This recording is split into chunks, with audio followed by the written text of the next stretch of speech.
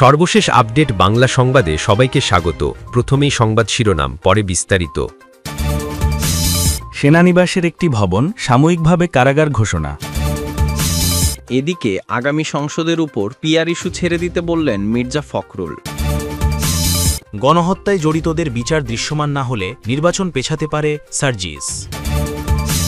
সেনানিবাসের একটি ভবন সাময়িকভাবে কারাগার ঘোষণা। ঢাকা সেনানিবাসের একটি ভবনকে সাময়িকভাবে কারাগার হিসাবে ঘোষণা করা হয়েছে। রোববার ১২ অক্টোবর স্বরাষ্ট্র মন্ত্রণালয়ের কারা এক শাখা থেকে এ সংক্রান্ত প্রজ্ঞাপন জারি করা হয়েছে। প্রজ্ঞাপনে বলা হয়েছে, বাংলাদেশ ফৌজদারি কার্যবিধি ১৮৯৮ এর ৫৪১ এর ক্ষমতা বলে দ্য প্রিজন্স অ্যাক্ট ১৮৯৪ এর ধারা ৩B অনুসারে ঢাকা সেনানিবাসস্থ বাসার রোড সংলগ্ন উত্তর দিকে অবস্থিত MES বিল্ডিং নং ৫৪ ঢাকা সেনানিবাস ঢাকাকে সাময়িকভাবে কারাগার হিসাবে ঘোষণা করা হইল। এতে বলা হয়, যথাযথ কর্তৃপক্ষের অনুমোদনক্রমে এ আদেশ জারি করা হইল। ইহা অবিলম্বে কার্যকর হইবে। এর আগে সেনা সদর জানায়, আন্তর্জাতিক অপরাধ ট্রাইব্যুনালের মামলায় অভিযুক্ত ১৫ সেনা কর্মকর্তাকে হেফাজতে নিয়েছে সেনা সদর। তবে মেজর জেনারেল কবির আহমদকে পাওয়া যাচ্ছে না। শনিবার ১১ অক্টোবর ঢাকা সেনানিবাসের মেস আলফাতে আয়োজিত সংবাদ সম্মেলনে এসব তথ্য জানান বাংলাদেশ সেনাবাহিনীর adjutant general major general Mohammad Hakimuzzaman.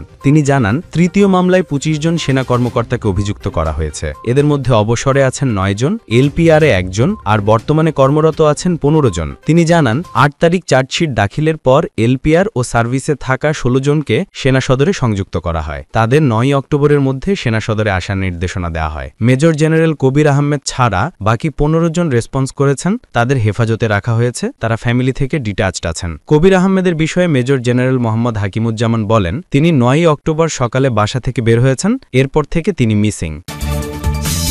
এদিকে আগামী সংসদের উপর পিআর ইস্যু ছেড়ে দিতে বললেন মির্জা ফখরুল। পিআর পদ্ধতিতে নির্বাচনের ইস্যুটি আগামী সংসদের উপর ছেড়ে দেওয়ার আহ্বান জানিয়েছেন বিএনপি মহাসচিব মির্জা ফখরুল ইসলাম আলমগীর। সোমবার ১৩ অক্টোবর রাজধানী গুলশানে বিএনপি চেয়ারপারসন অফিসে খ্রিস্টান ফোরামের নেতাদের সঙ্গে মতবিনিময় সভা শেষে সাংবাদিকদের তিনি কথা বলেন। আগামী নির্বাচনে জনগণ আরেকবার রায় দেবে উল্লেখ করে মির্জা ফখরুল বলেন, সত্যিকার অর্থে বাংলাদেশ অসাম্প্রদায়িক। অবাধ ও সুষ্ঠু নির্বাচনের ব্যবস্থা চেষ্টা চলছে, যদিও সেটা বিঘ্ন করার বিভিন্ন অপচেষ্টা দেখা যায়। মির্জা ফখরুল আরও বলেন, হঠাৎ করে পিআর পদ্ধতির দাবি সামনে এনে আন্দোলন করার বিষয়টি যারা দ্রুত নির্বাচন চান তাদের কাছে পরিষ্কার নয়। এই বিষয়টি আগামী সংসদের উপর ছেড়ে দিতে হবে। কোন পদ্ধতিতে হবে সেখানেই সিদ্ধান্ত হবে পরবর্তী নির্বাচন।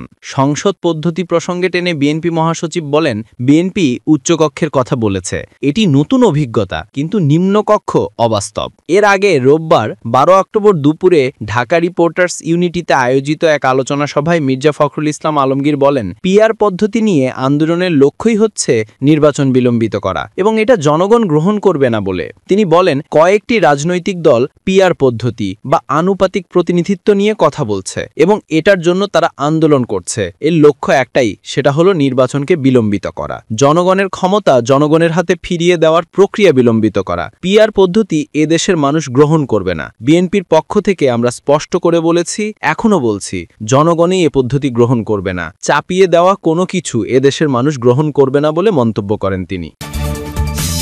গণহত্যায় জড়িতদের বিচার দৃশ্যমান না হলে নির্বাচন পেছাতে পারে সার্জিস। পঞ্চগড়ে জাতীয় নাগরিক পার্টি এনসিপি উত্তরাঞ্চলের মুখ্য সংগঠক সার্জিস আলম বলেছেন, ফ্যাসিস্ট শেখ হাসিনা সহ গণহত্যায় জড়িতদের বিচার দৃশ্যমান না হলে আগামী জাতীয় নির্বাচন পেছাতে পারে। সোমবার ১৩ অক্টোবর দুপুরে জামালপুর জেলা পরিষদ মিল্লায়তনে এনসিপির সমন্বয় সভা শেষে যা সাংবাদিকদের এসব কথা বলেন তিনি। সার্জিস আলম বলেন, আগামী জাতীয় সংসদ নির্বাচনে জাতীয় নাগরিক পার্টি যে কোনো অ্যালায়েন্সে যেতে পারে, তবে সেটা এনসিপি নামে নিজের প্রতীকে নির্বাচন করবে। আগামী নির্বাচনে জাতীয় নাগরিক পার্টি শাপলা প্রতীক নিয়ে নির্বাচনে অংশগ্রহণ করবে। আগামী জাতীয় নির্বাচন ঘোষিত সময় হবে কিনা এমন প্রশ্নের উত্তরে তিনি আরও বলেন, ফ্যাসিস্ট শেখ হাসিনা সহ তার দোসররা যারা সরাসরি গণহত্যার সঙ্গে জড়িত তাদের বিচার দৃশ্যমান না হলে নির্বাচন পিছিয়ে যেতে পারে। এনসিপির এ নেতা বলেন, আন্তর্জাতিক আদালতের চিফ প্রসিকিউটর তাজুল ইসলাম তাদের জানিয়েছেন, ডিসেম্বরের মধ্যে মামলার রায় হতে পারে। সরকার জুলাই সনদ বাস্তবায়ন করবে। এনসিপিকে শাপলা প্রতীকী কেন পেতে হবে? সাংবাদিকদের এমন প্রশ্নের জবাবে সার্জিস বলেন, প্রত্যেক রাজনৈতিক দলই প্রতীক পছন্দ করে নিয়েছে, আমাদের পছন্দ শাপলা। নির্বাচন কমিশন তাদের চাওয়া পূরণ করতে প্রয়োজনীয় ব্যবস্থা নেবে। চট্টগ্রাম বন্দরের 3টি টার্মিনাল সরকার বিদেশিদের কাছে লিজ দিচ্ছে। এতে এনসিপির অবস্থান কি জানতে চাইলে তিনি বলেন, দেশের স্বার্থে রাজনৈতিক দলের নিয়ন্ত্রণ মুক্ত করতে সরকার কোনো সিদ্ধান্ত নিলে এনসিপি তাতে দ্বিমত করবে না। দেশের স্বার্থ ক্ষুণ্ণ হলে যে কোনো সিদ্ধান্তে এনসিপি দ্বিমত করবে।